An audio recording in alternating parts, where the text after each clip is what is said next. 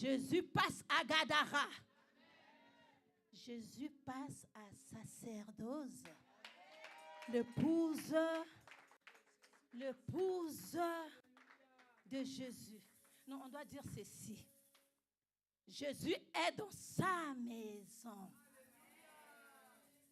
Parce qu'on parle du sacerdoce. Amen. Gloire. Alléluia. Est-ce qu'on peut prier? Mais avant de prier, vous ne m'avez pas dit combien de temps je dois prêcher. Amen. Gloire à Jésus. Merci Seigneur. Nous désirons ta plénitude. Saint-Esprit, nous désirons ta plénitude. Remplis-nous encore et encore. Encore plus de toi. Encore plus de toi. En ce temps où tu seras en train de nous parler, je prie que ta puissance commence à opérer dans chaque vie. Que personne ne sorte de ce lieu tel qu'il est venu. Saint-Esprit, touche encore les vies.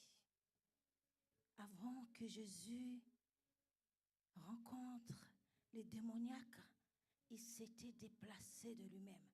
Et de là où tes enfants sont, que chacun soit touché et se déplace de soi-même jusqu'ici, devant, là. Au nom de Jésus-Christ, j'ai ainsi prié. Amen. Amen. Acclame bien. Alléluia. Moi, j'aime les amens.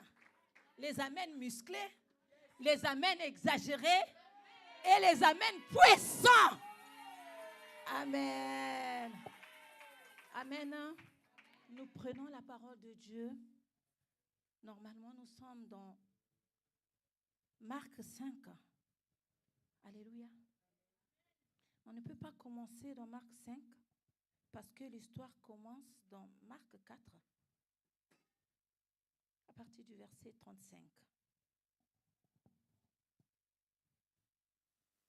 Et j'aime bien aussi être accompagnée.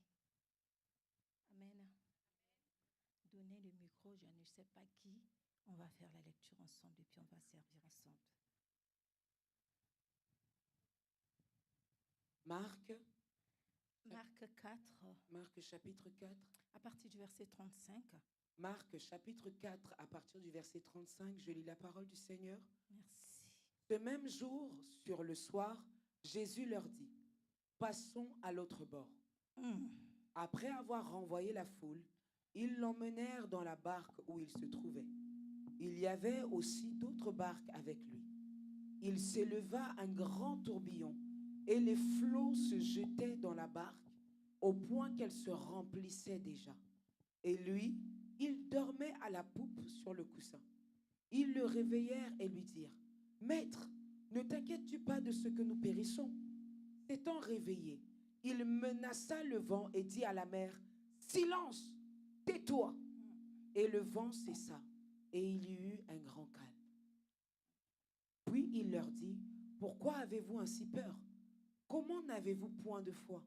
Ils furent saisis d'une grande frayeur, et ils se dirent les uns aux autres: Quel est donc celui-ci à qui obéissent même le vent et la mer? Parole du Seigneur.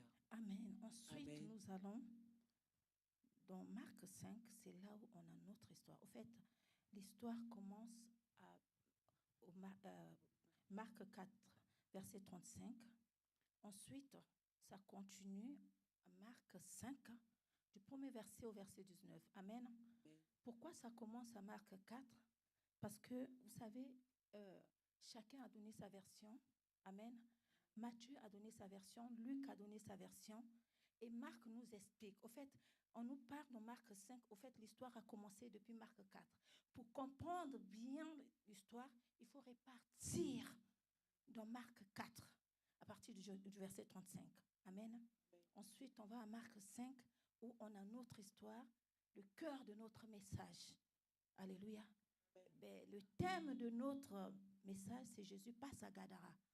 Et ça s'est passé où? À Marc 4, verset 35. Amen. Gloire. On va commencer par Marc 4. Amen. La Bible nous dit, le même jour, après avoir prié, après avoir guéri, délivrés, Jésus a dit, passons de l'autre côté. On est ensemble? Jésus a décidé de passer de l'autre côté. Et quand il a décidé avec ses disciples, qu'est-ce qui s'est passé? Ils ont pris le bateau, ils ont pris la pirogue et j'en avais d'autres. Et la mer a décidé de se déchaîner. Il a commencé à avoir les vagues au point où les disciples n'arrivaient pas. Quand on parle de disciples, j'ai aimé ce que la sœur Déborah a dit. Elle a dit, ces hommes-là, Pierre, c'était les hommes des eaux. Amen. Et il n'y avait pas que Pierre, il y en avait plusieurs. Ceux qui étaient habitués dans la pêche, nés dans la pêche. Parce que les parents, arrière-parents, leur métier, c'était la pêche. Et c'était des personnes qui connaissaient bien les puissances des eaux. Je parle des puissances des eaux. Amen. Donne-moi un amen là où tu es. Très bien. Je parle des puissances des eaux. Pourquoi je parle de puissance des eaux? Parce que c'est eux qui ont confondu Jésus avec un fantôme. Amen.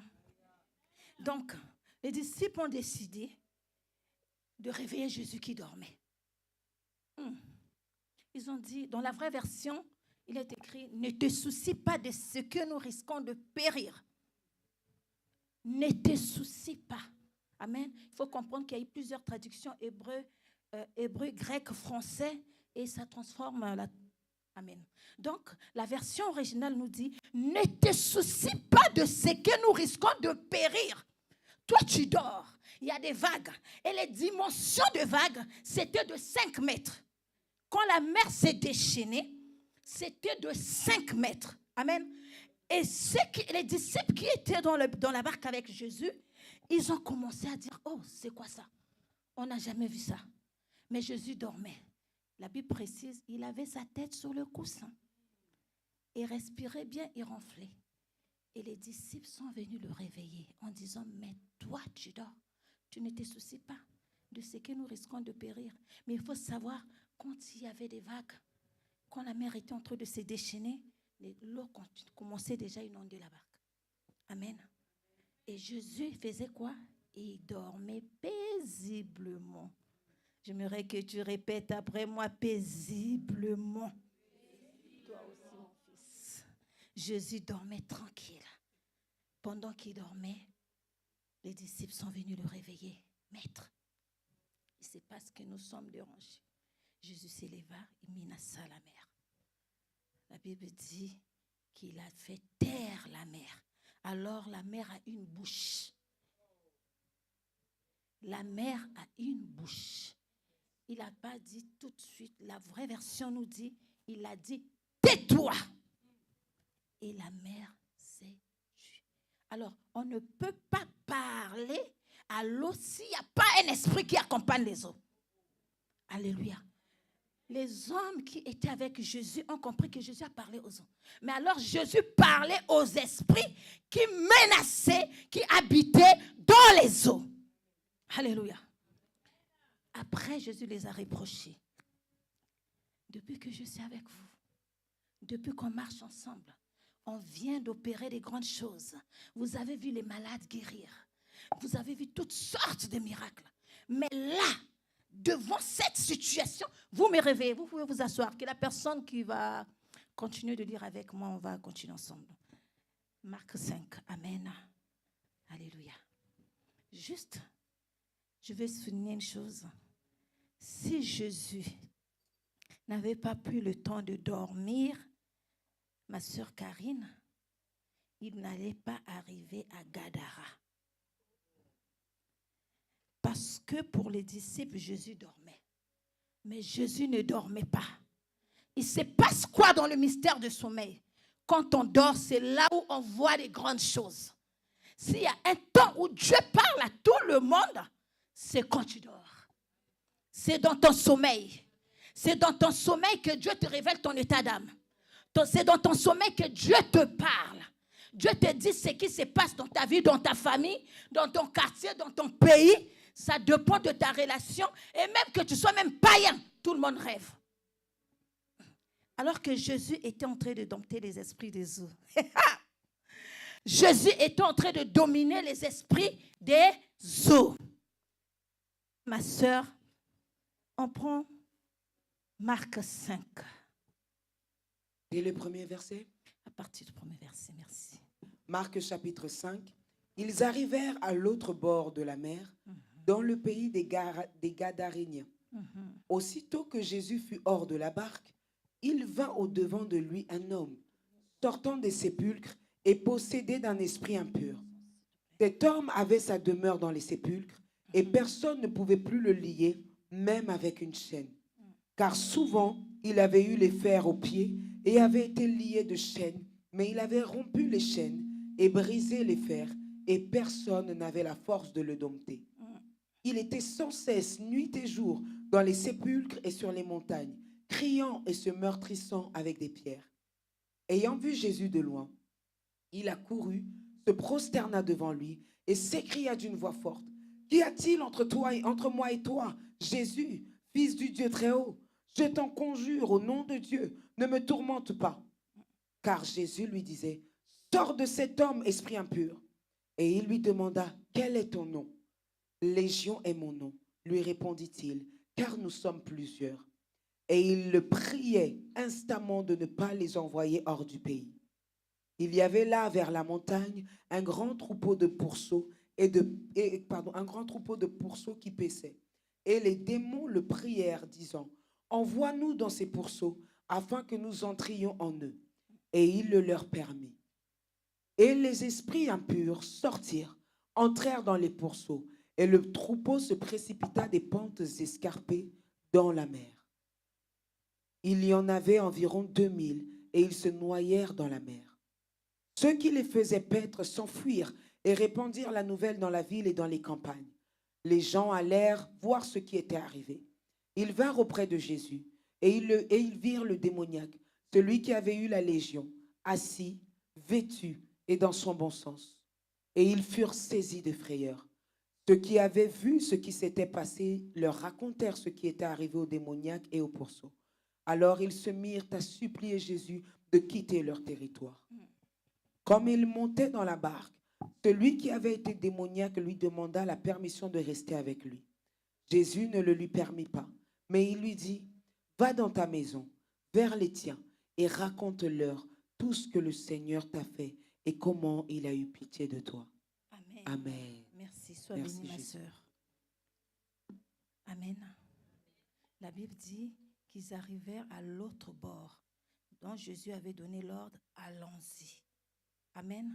Il faut savoir que Gadara était non loin de Galilée. Quand Jésus était en train de prêcher avec ses disciples, après ce temps, il devait se rendre dans la ville de Galilée. Mais quand Jésus a changé la direction pour se rendre à Gadara, les gens de Gadarin ne s'entendaient pas bien avec les Hébreux, on va dire les Juifs. Ceux de Galilée, les chrétiens, on va dire ceux d'aujourd'hui. Amen. Déjà, la ville Gadara veut dire ville fortifiée. Dans cette ville fortifiée, ce n'était pas la fortification de Dieu ou une main puissante de l'Éternel, mais c'était les puissances qui dominaient cette ville. Voilà pourquoi on l'appelait Gadara. Gadara veut dire ville fortifiée. Alors, quand ils sont arrivés, la Bible dit, Jésus, dès qu'il est sorti, le fou qui menaçait tout ce qui passait, Matthieu nous souligne cette partie-là, dont Marc ne nous a pas expliqué. Le fou qui menaçait tout ce qui passait là a été à la rencontre de Jésus. Personne ne l'a dérangé. Personne ne l'a appelé. Personne appelait le fou. La Bible nous dit qu'il est venu de lui-même. Amen. Il est venu de lui-même.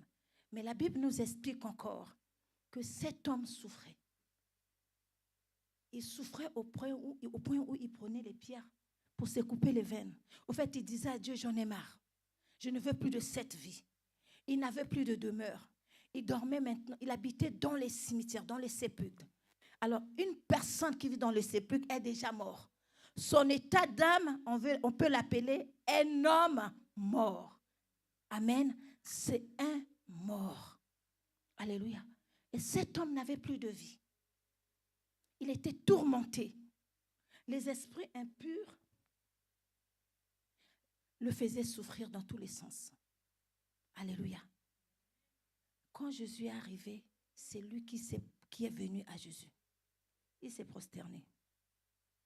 Et les esprits qui étaient en lui ont commencé à parler. Qu'y a-t-il entre toi et nous? Jésus, fils de Dieu très haut. Alléluia. Mais j'aimerais juste nous interpeller. On va monter. Les démons ont reconnu Jésus. Ils l'ont appelé d'abord Jésus. Ça veut dire qu'ils connaissaient d'abord le prénom de Jésus. Deuxièmement, ils ont dit fils du très haut. Les démons ont supplié Jésus de les envoyer dans les porcs, les pourceaux. Alléluia. Et Jésus a exaucé la prière des démons. Amen. Avant de continuer, j'aime dire, on peut être possédé. Chez nous, à Ephrata, la sorcellerie inconsciente n'existe pas pour moi. Pourquoi? Une fois, tu vas rêver un rêve bizarre, tu te vois en train de manger. Deuxième fois, tu dis c'est normal parce que j'avais faim. Troisième fois, tu continues, pour moi, tu es consciente. Tu dors, tu as une visitation de mari de nuit. Ça continue ainsi de suite, tu prends goût, pour moi, tu es consciente. Je ne te traite plus de sorcière inconsciente. Pourquoi? Même ce monsieur qu'on appelle le démoniaque, qui avait 6 à 7 000 démons dans son corps. J'ai dit 6 000. 6 à 7 000. La légende, c'est 6 à 7 ans. 7 000 démons dans son corps. A eu quand même la volonté d'aller jusqu'à Jésus-Christ. C'est lui qui est parti à Jésus. Ce n'est pas les esprits qui l'ont emmené à Jésus. C'est sa volonté. La partie où Dieu laisse la volonté à l'homme de faire un choix. Je continue à vivre dans cet état. Je reste malheureux ou malheureuse. Je reste malade ou possédée. Il y a toujours une partie. Moi, je dis toujours, ça c'est moi, qu'on n'est pas envoûté ou possédé totalement. Parce que cet homme nous explique clairement que même si il y a la légende dans ton corps, Dieu te laisse une porte de sortie. Dieu te laisse une volonté. Parce que la volonté de cet homme, c'était de finir, de mourir. Mais pendant qu'il était en train de se couper les veines, de crier la mort sur les montagnes, Jésus aussi était en train de décider, de là où il était en train de guérir, il se disait, c'est pas fini. Il y a un qui m'attend de l'autre côté. Je dois me rendre de l'autre côté. C'est pas ici seulement. La Bible nous dit que cet homme n'était pas chrétien. Il n'était ni juif. Il faut savoir que Gadara était gouverné par l'empire du grec, les Romains. Amen. Et des Gadariens, et ceux de Jésus, on va dire ça comme ça, ne s'entendaient pas. Parce que déjà en Israël, quand tu élèves le porc, tu es comme un homme impur. Le fait qu'ils élevaient de porc, c'était déjà l'impureté. Ça montrait déjà leur état d'âme. Ça veut dire que la ville était dominée par les esprits impurs, les géants qui ne glorifient pas Dieu. En fait, dans cette ville, il y avait d'autres principautés, il y avait d'autres dieux qui n'étaient pas le Dieu que nous prions. Amen. Alors, cet homme-là vient à Jésus. Il vient, il se met juste à genoux. Et les esprits commencent à prier. Les esprits ont prié. Ils ont fait une demande. Alléluia. Les esprits impurs ont prié et ils ont fait une demande. Mais j'aimerais d'abord souligner une chose. Quand l'homme arrive vers Jésus, il se met à genoux. La version ne nous explique pas. Jésus commence déjà le travail. Il commence déjà à chasser les esprits avant que les esprits commencent à parler. La Bible nous parle d'abord d'une voix, un esprit qui parle. Jésus commence à chasser et l'esprit commence à parler. Et Jésus lui pose une question. Qui es-tu? Il dit, nous sommes plusieurs. Il a donné le nom Légion. Et parce qu'ils étaient plusieurs. Ils étaient plusieurs dans un corps. 6 000 à 7 000 démons dans un corps. J'aimerais souligner une chose. j'ouvre une parenthèse pour nous dire, le corps humain est très riche pour le ténèbre. Ton corps est très riche pour le ténèbre. Pourquoi je dis cela? Imaginez 600 à 7000, 6000 à 7000 esprits dans ton corps. Amen. J'ai commencé à étudier. J'ai commencé à chercher les noms des démons. J'ai commencé. Je n'arrivais pas à terminer. Parce que 6000, 7000, c'est trop. C'est-à-dire, il y avait le démon de célibat, démon de maladie, démon de stérilité, démon de pauvreté. Toutes sortes de démons étaient dans cet homme. Et sa vie nous enseigne déjà ce qu'il vivait. Parce qu'il était privé de vie. Il ne pouvait pas avoir une vie normale. Il ne pouvait pas se marier. Il ne pouvait pas travailler. Il ne pouvait pas aussi avoir des enfants. Sa famille même n'avait plus la force. Parce que autrefois, la Bible dit, il a été enchaîné avec des chaînes et avec des fers. Alors, je me suis posé une question. Les chaînes et les fers, c'est quoi la différence? Ceux qui parlent français ici. Les chaînes et les fers, c'est quoi la différence? Les chaînes et les fers, différence dans Wani. Ah, synonyme. Ok. Alors, quand on nous présente les chaînes, c'était vraiment les grands chaînes.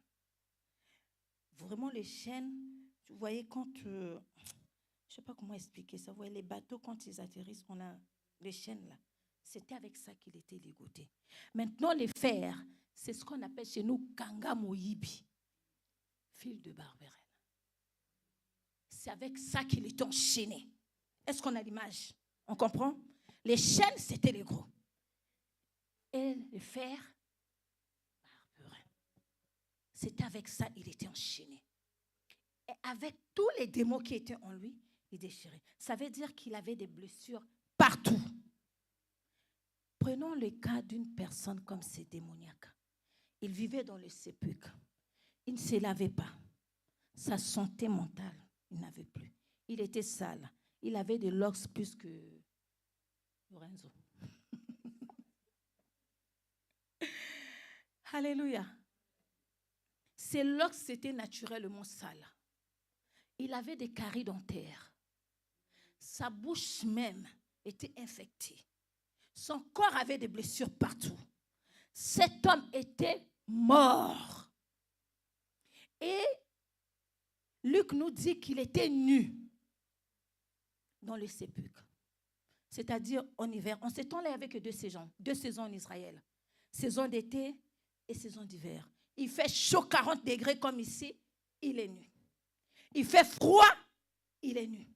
Hiver, neige, il n'a pas de manteau. Avec imaginez les températures qu'on vient d'avoir. Avec cette température-là, le monsieur-là n'avait pas d'habit. Il était nu. L'hiver, là où il y a la neige, il était nu dans les cimetières. Sa vie a été détruite. Il n'avait plus de vie. Il était malade. Alors, pendant que je suis en train d'expliquer, j'aimerais que chacun de nous se retrouve. Parce que moi qui vous parle là, je peux dire aussi, j'étais une folle de Congo. Chacun se retrouve. Amen. On parle de Gadara. On peut parler aussi de notre adresse spirituelle. Amen. Mais il se passe que les choses vont plus loin. Ça va d'abord dans nos origines, dans nos villages, dans nos pays. Ensuite, on se promène avec partout. Ce que nous vivons ici, on ne les a pas trouvés en France. Ça vient depuis le village, le pays. La Bible dit que Jésus a chassé. Mais les esprits ont supplié Jésus d'aller dans le pourceau. Mais pourquoi les pourceaux? Pourquoi les pourceaux? Et les esprits sont entrés dans les pourceaux, il y en avait 2000. Et dans les 2000 là, ils sont partis sur la pente, sont tombés dans l'eau, dans la rivière, dans l'arc de Gadara. Alors, l'homme avait repris ses sens. Ceux qui étaient en train de perdre le troupeau des pourceaux là, n'étaient pas contents. Ils ont été appelés les habitants. La Bible dit ceci, ma soeur. La Bible dit qu'ils ont été dans les provinces, ensuite dans la ville. Donc, si la Bible nous souligne qu'ils ont été dans les provinces, ensuite dans la ville, c'est que ce fou de Gadara a commencé sa folie dans la province. Il n'est pas de la ville. Parce que je ne comprends pas une personne qui est de la ville, on va parler de ce qui lui est arrivé dans la province. Ça n'a aucun sens. C'est qu'il venait de la province. Ensuite, il est venu dans la ville. Alors, on a connu de fous chez nous au Congo. Il peut quitter d'un quartier à l'autre. Mais pas de la ville au village. Amen. J'aimerais souligner une chose, mes bien-aimés. La Bible nous dit, le Némi vient pourquoi? Parce que j'ai vu ici, ça vibre. Il t'éloigne d'abord dans ton zone, dans là où tu as ta couverture spirituelle et physique. Il t'éloigne d'abord des personnes qui peuvent t'aider, des personnes qui peuvent te soutenir, des personnes qui peuvent te guérir, des personnes qui peuvent te porter, je ne sais pas, prier même pour toi, te faire du bien en un mot. C'est ce que les esprits ont fait à cet homme. Ils l'ont éloigné de sa maison. Ils l'ont éloigné de sa ruelle, là où il habitait, de son quartier. Amen. Il a traversé les avenues jusqu'au cimetière de Gadara. C'est là où il avait trouvé refuge. Quand l'ennemi veut te détruire, il va d'abord te sortir d'ici, dans ce lieu où tu te trouves. Maintenant. Amen. Sacerdoce de l'épouse. Quand l'ennemi veut te détruire, il va d'abord te sortir. Il est très enflammé. Depuis que tu es là, est-ce que ta vie a changé? Est-ce que tu es marié? Qu'est-ce qu'elle fait même pour toi, la femme de Dieu? Est-ce que il va commencer à te tourmenter. Et ces pensées-là sont très fortes. Va te sortir dans ton lieu de couverture, ta zone de protection. Bien-aimé, s'il y a une chose qu'il ne faut pas faire, amen, c'est de sortir de ta zone de ta couverture spirituelle. Sors de la maison de ton père. Sors de la maison de ta mère. Sors chez tes frères et sœurs. Mais ne sors pas de ta couverture spirituelle. Parce que si tu sors de là, tu vas te retrouver dans l'impossible. Si Dieu n'intervient pas, c'est-à-dire personne ne pourra plus faire quelque chose pour toi. Amen. Si tu es malade, reste là. Tu n'es pas marié, reste là. Tu n'as pas des enfants, reste là. Chômeur, reste là. Amen. Et c'est là. C'est là. Ne dis pas que non. Ce fou de Gadara ne priait pas. Mais ce fou de Gadara ne connaissait pas Dieu. Alléluia. Il n'avait pas la grâce que nous avons aujourd'hui. Alléluia. Jésus n'était pas encore mort pour lui. Amen. Le Némi a sorti cet homme de sa famille, de sa ville, de son village, on va dire, parce qu'il a quitté le village. La Bible nous dit qu'on a été même au village dire « venez ». Ça veut dire qu'il a quitté le village jusqu'à la ville. On l'a éloigné. Sûrement, je ne confirme pas, mais la manière où la Bible nous présente cette histoire, c'est comme si sa famille n'avait plus le contrôle.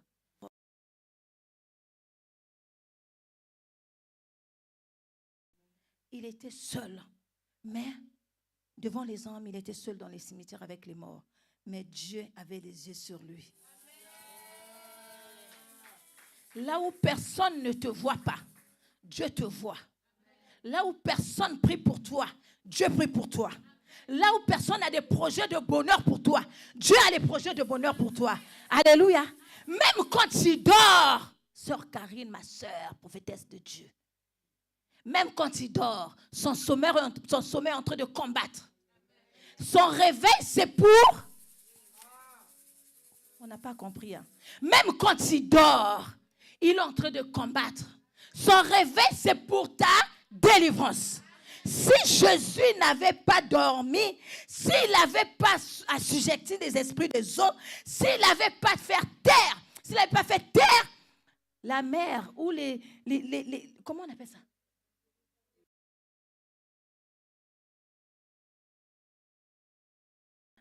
C'est la nuit, ça s'est passé. Et nous sommes ici, on est le soir là. Si le soir, tu ne prépares pas, tu ne peux pas tenir debout. Demain matin, tout se passe la nuit. Jésus a préparé la nuit. Il a combattu la nuit. Il a détruit, il a renversé, il a brisé tout ce que vous voulez la nuit. Parce que tout a commencé. Le monde a commencé. L'existence de l'homme a commencé. Je reviens sur le message. Cet homme a été délivré. Et ce qui m'étonne, et ce qui m'attriste, c'est que au lieu que des personnes, les peuples ou encore les habitants des Gadara viennent encore adorer Jésus, ils sont venus supplier Jésus. Ils ont dit à Jésus de quitter la ville. Pourquoi? Parce que Jésus avait touché à leur richesse. Amen. Est-ce que je peux parler comme une prophète? Une prophétesse. Est-ce que je peux aller dans les profondeurs? Alors, ceux qui étaient en train de paître les pourceaux, ma soeur, amen, ils faisaient leur richesse dans ce pourceau-là. Les démons ont dit à Jésus, envoie-nous là-bas. Pourquoi? Parce que c'est ça qui faisait leur richesse. Mais quel est le rapport entre le pourceau et le fou de Gadara? Le toit d'une personne peut nourrir tout un pays. Le toit de ce pourceau-là, de ce démoniaque, de ses frères, c'était la richesse de Gadara. Parce qu'il était tellement puissant, à cause de lui, que Gadara pouvait avoir de l'argent. Ta vie, ton étoile, amen, rien que ton étoile peut enrichir 1 million de personnes. Je ne parle pas de n'importe quelle étoile. Ton étoile peut t'emmener à subir les choses. Si tu as l'étoile comme Jésus, beaucoup de personnes peuvent mourir dans ta famille à cause de toi. Si tu as l'étoile comme Moïse, beaucoup peuvent mourir comme toi. Alors que l'homme que nous sommes, nous aimons trop rester dans cette dimension de homme animal ou naturel. On n'arrive pas à comprendre qui nous sommes. Nous sommes des chrétiens, mais chrétiens animaux. Ça n'a pas de sens. Nous sommes des chrétiens, mais chrétiens naturels. Vous avez vu ça où? Quand on est chrétien, on devient des hommes surnaturels. Amen. Tu dois être à mesure de voir l'état de ton enfant. Tu es enceinte, tu demandes à Dieu, je porte qui dans mes entrailles? Alléluia. Tu as des enfants, tu demandes à Dieu, qui est cet enfant? Je commence par les parents. Parce que les parents de ce fou de Gadara, alléluia, n'ont pas su protéger leur enfant. Soit c'est eux qui ont vendu leur enfant, parce que l'extérieur ne peut pas venir détruire, prendre l'intérieur si l'intérieur ne donne pas l'accord. Tes vrais combats ne viennent pas de l'extérieur. Tes vraies souffrances ne viennent pas du dehors. Ce n'est pas le voisin. Même si on dit que le voisin t'a envoûté, mais c'est avec l'accord de ceux de ta maison. Ah! Si tes parents ne t'ont pas vendu avant, aucun sorcier peut venir te prendre. Pourquoi? Il se passe quoi dans le monde spirituel? Chaque famille a des hôtels, chaque famille a ce qu'on appelle l'homme fort. Et chaque naissance a une marque. Que tu sois en France, que tu sois en Asie, je ne sais pas en Inde, quand tu viens au monde, tu mets au monde un enfant. Ah, Naomi, tu as mis au monde ton enfant en France ici. Mais dans la famille de ton père, on sait déjà, dans la lignée de Naomi, on a un enfant. Parce que dans chaque famille, il y a ce qu'on appelle les hôtels. Et il y a les hôtels qui sont présentés par les miroirs. Il y a les autels qui sont présentés par les marmites. Il y a les autels qui sont présentés par ça. Il y a les autels aussi qui sont présentés par ça. Alléluia. Il y a les autels où il y a des carnets magiques. Alléluia. Merci ma soeur. Quand il y a une naissance, on voit déjà, cet enfant, il sera comme ça. Ah non, on ne peut pas laisser cette étoile. On ne peut pas laisser cette étoile. Si on la laisse, elle va nous détruire. Si on le laisse, elle va nous détruire. C'est ça le cas de monsieur de Gadara. Parce que son étoile a détruit sa vie. Comment vous pouvez expliquer 6 à 7 000 démons, pauvreté chez lui, malheur chez lui, non-accomplissement chez lui, échec chez lui, célibat chez lui. Alléluia. Stérilité aussi. Sentir mauvais aussi. Séjour de mort aussi. L'ombre de la mort aussi. Habitation avec les morts aussi. Il avait toutes ces choses. Pourquoi? Parce que sa famille, l'intérieur, a laissé, amen, que tout le quartier, que toute la ville et tout le pays puissent bénéficier. Cet homme était un sacrifice. Pourquoi je dis cela? Je pèse mes mains et je suis dans la parole. Alléluia. Je dis cela pourquoi? Parce que quand Jésus a délivré cet homme, les habitants sont venus supplier Jésus. Ils ne sont pas venus dire à Jésus, pardonne-nous. Merci. Reste avec nous. Ils n'ont pas sorti leur mandala là. Va traduire en français mandala là. Oh. Ils ont sorti les rameaux. C'est pas ça? Au palmier.